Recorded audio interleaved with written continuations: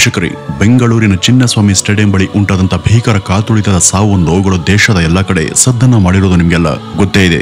ಈ ದುರಂತಕ್ಕೆ ಯಾರು ಹೊಣೆ ಅನ್ನುವಂತ ಚರ್ಚೆ ಎಲ್ಲಾ ಕಡೆ ಶುರುವಾಗಿದೆ.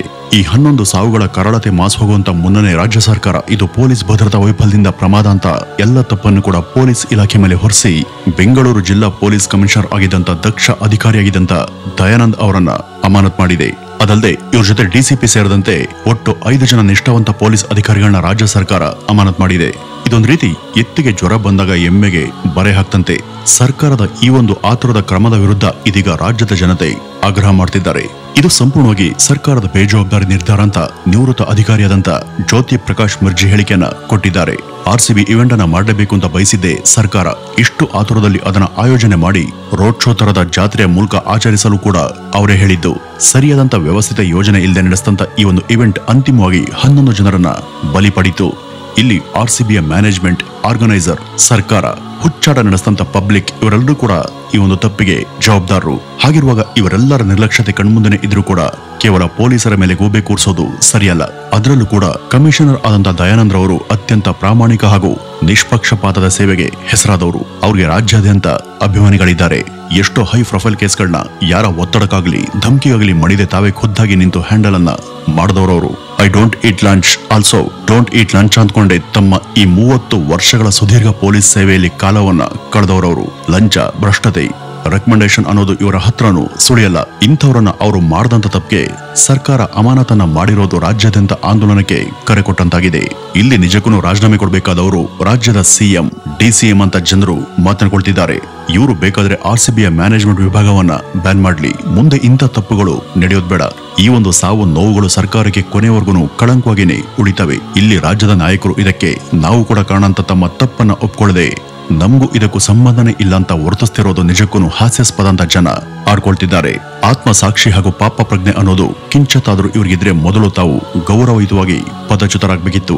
ಅದು ಬಿಟ್ಟು ಕೋತಿ ಮೊಸರು ತಾನ್ ತಿಂದು ಮೇಕೆ ಬಾಯಿಗೆ ಅದನ್ನ ಒರೆಸ್ದಾಗೆ ತಪ್ಪಿನಲ್ಲಿ ತಮ್ಮ ಪಾಲಿದ್ರು ಕೂಡ ಅದನ್ನ ಉಡಾಫೆ ಮಾಡಿ ಇದಕ್ಕೆಲ್ಲ ಪೊಲೀಸರೇ ನೇರ ಕಾರಣ ಅಂತ ಅವರನ್ನ ತಪ್ಪಿತಸ್ಥರನ್ನಾಗಿ ಮಾಡಿದ್ದು ವಿಲಕ್ಷಣ ಬೆಳವಣಿಗೆ ಅಂತ ಈಗಾಗಲೇ ಇತರ ಅಧಿಕಾರಿಗಳು ಹಾಗೂ ಜನತೆ ಸರ್ಕಾರದ ವಿರುದ್ಧ ತಮ್ಮ ಆಕ್ರೋಶವನ್ನ ಹೊರಹಾಕ್ತಿದ್ದಾರೆ.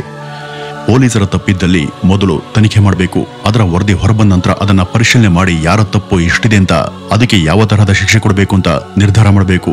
ಇಂಥ ದೊಡ್ಡ ಸ್ಥಾನದಲ್ಲಿ ಇರುವಂತಹ ಅಧಿಕಾರಿಗಳನ್ನ ಪದಚ್ಯುತಿ ಮಾಡುವ ಮುನ್ನ ನಡೆಸಬೇಕಾದಂತ ಅನೇಕ ಗಂಭೀರ ಪ್ರಕ್ರಿಯೆಗಳಿವೆ. ಅದ್ಯಾವುದನ್ನು ಕೂಡ ಮಾಡದೆ ಕೇವಲ ಅವ್ರ ಮೇಲೆ FIR ಅನ್ನು ಹಾಕಿ ನ್ಯಾಯಾಂಗ ತನಿಖೆಗೆ ಆದೇಶ ಮಾಡಿ ಅದರ ವರದಿ ಬರುವಂತ ಮೊದಲೇ ಮೇಲ್ನೋಟಕ್ಕೆ ಇದು ಪೊಲೀಸರ ತಪ್ಪು ಅಂತ ಭಾವಿಸಿ ಅಮಾನತಿಗೆ ಆದೇಶ ಕೊಟ್ಟದ್ದು ತಮ್ಮ ತಪ್ಪನ್ನ ಮುಚ್ಚಿಡಲು ಸರ್ಕಾರ ನಡೆಸಿದಂತ ಕ್ರಮ ಅಷ್ಟೇ. ಬಿ ದಯಾನಂದ್ ಅನ್ನುವಂತ ಹೆಸರು ಸದ್ಯ ರಾಜ್ಯ ಪೊಲೀಸ್ ವಲಯದಲ್ಲಿ ಅದೊಂದು ಬ್ರಾಂಡ್ ಆಗಿ ಗುರುತಿಸಿಕೊಂಡಿದೆ. ಕಳೆದ 30 ವರ್ಷಗಳಿಗೂ ಹೆಚ್ಚು ಕಾಲ ಇವರು ಪೊಲೀಸ್ ಇಲಾಖೆಯಲ್ಲಿ ಸೇವೆಯನ್ನ ಸಲ್ಲಿಸಿದವರು. ಅಷ್ಟೇಕೆ ಅಷ್ಟು ವರ್ಷಗಳಲ್ಲಿ ಅವರು ಕೇವಲ 1 ರಜೆ ಕೂಡ ಹಾಕಿಲ್ಲ ಅಂದ್ರೆ ಅವರ ಕಾರ್ಯನಿಷ್ಠೆ ಎಂತದ್ದು ಅಂತ ನೀವು ಲೆಕ್ಕ ಹಾಕಿ.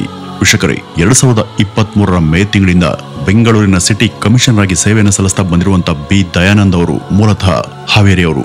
ಹಾವೇರಿ ಜಿಲ್ಲೆಯ ರಾಣಿಬೆನ್ನೂರಿನಲ್ಲಿ ಜನಿಸಿದಂತ ಇವರದ್ದು ಒಂದು ಮಧ್ಯಮ ವರ್ಗದ ಕುಟುಂಬ.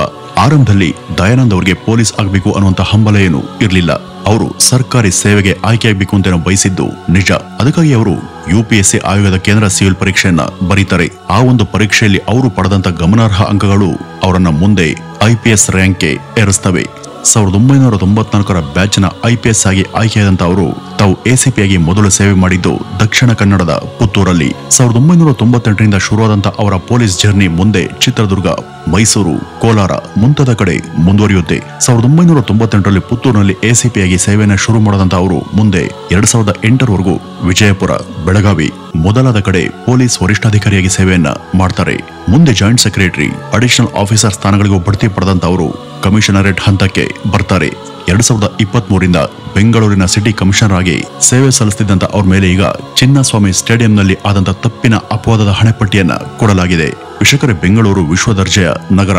ಹೀಗಾಗಿ ಇಂಥ ಸಿಟಿಯಲ್ಲಿ ಕಮಿಷನರ್ ಆಗಿ ಕೆಲಸ ಮಾಡೋದು ಅಂದ್ರೆ ಅದು ಸುಲಭ ಅಲ್ಲ. ಅಲ್ಲಿಯ ಪೊಲೀಸಿಂಗ್ ಕೂಡ ಆ ಒಂದು ನಗರಕ್ಕೆ ತಕ್ಕ ಹಾಗೆ ವಿಶ್ವ ದರ್ಜೆಯ ಮಟ್ಟದಲ್ಲಿ ಇರಬೇಕು ಅಂತ ನಂಬಿದವರು ದಯಾನಂದ್ ಅವರು. ಇವರ ನಿಷ್ಠಾವಂತ ಸೇವೆಗೆ ಈಗಾಗಲೇ 2 ಸಲ ಇವರಿಗೆ ರಾಷ್ಟ್ರಪತಿ ಪದಕ ಕೂಡ ಸಿಕ್ಕಿದೆ. 2004ರಲ್ಲಿ ವಿಶ್ವಸಂಸ್ಥೆಯಿಂದ ಪೀಸ್ ಕೀಪರ್ಗಳಿಗೆ ಅವರ ಸೇವಾರ್ಥವಾಗಿ ನೀಡುವಂತಹ ಹೆಮ್ಮೆಯ ಪದಕ ಕೂಡ ಇವರಿಗೆ ಸಿಕ್ಕಿದೆ.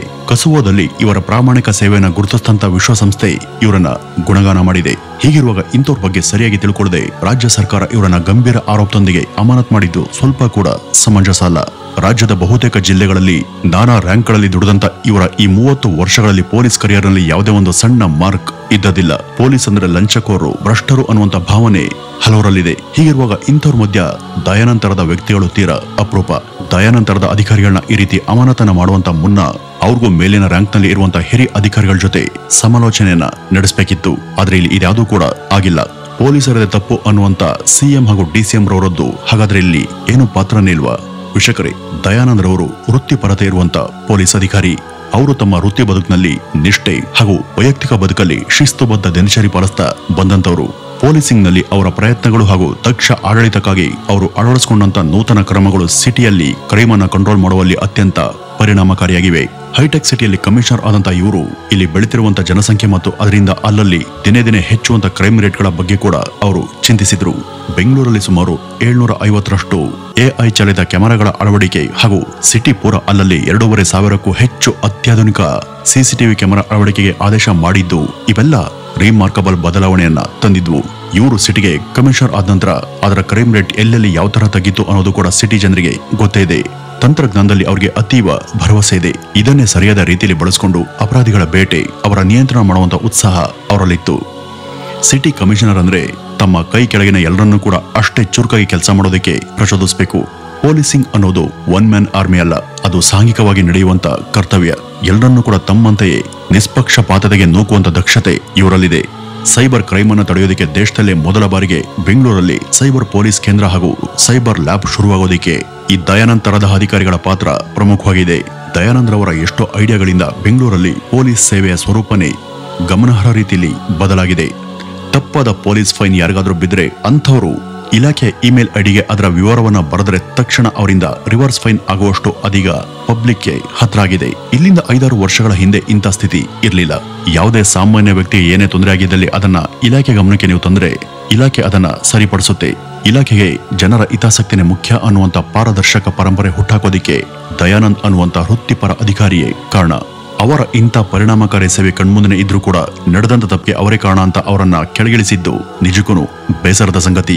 ವೀಕ್ಷಕರೇ, ಸರ್ಕಾರ ಅವ್ರ ಮೇಲೆ ಏನೇ ಆಪಾದನೆ ಮಾಡಿದ್ರು ಕೂಡ ದಯಾನಂದ್ ರವರು ಏನು ಅನ್ನೋದು ಈ ರಾಜ್ಯಕ್ಕೆ ಗೊತ್ತಿದೆ.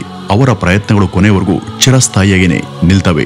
ರಾಜ್ಯಕ್ಕೆ ಇಂಥ ದಕ್ಷ ಅಧಿಕಾರಿಗಳ ಅಗತ್ಯ ಬಹಳ ಇದೆ.